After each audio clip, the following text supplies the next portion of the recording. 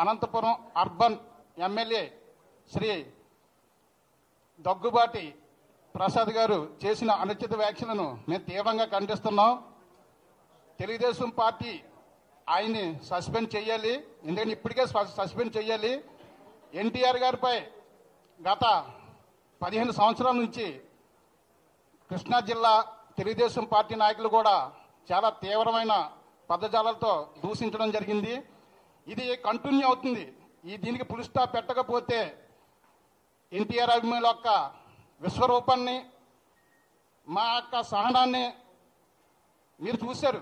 ఇంకా మీ విశ్వరూపం, సహనం అన్నీ చచ్చిపోయి ఉన్నాం. మేము ఏ విధమైన ముందుకు వెళ్ళాలో కూడా మేమన్నీ ఆల్రెడీ ప్లాన్ చేసుకున్నాం. దయచేసి మాకు పార్టీ ఎంత ముఖ్యమో నందమూరి కుటుంబం కూడా అంతే ముఖ్యం.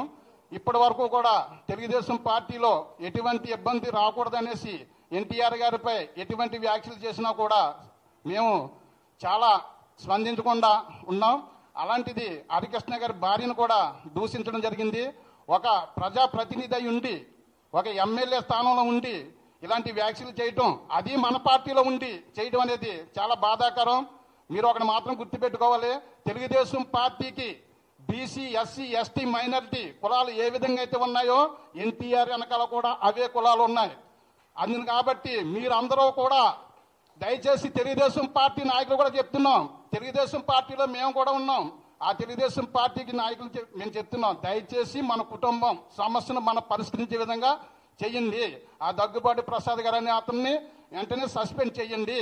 లేకపోతే మేము చేసే నిరసన కార్యక్రమాలు కానీ, లేదంటే రాష్ట్ర రోకోలు కానీ, లేదంటే అనంతపురం పిలుపు కూడా మేము సిద్ధం చేస్తున్నాం.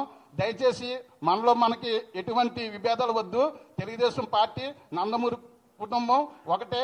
దయచేసి ఆ దుర్గా ప్రసాద్ గారు అనే వ్యక్తిని సస్పెండ్ చేయండి. జై ఎన్టీఆర్.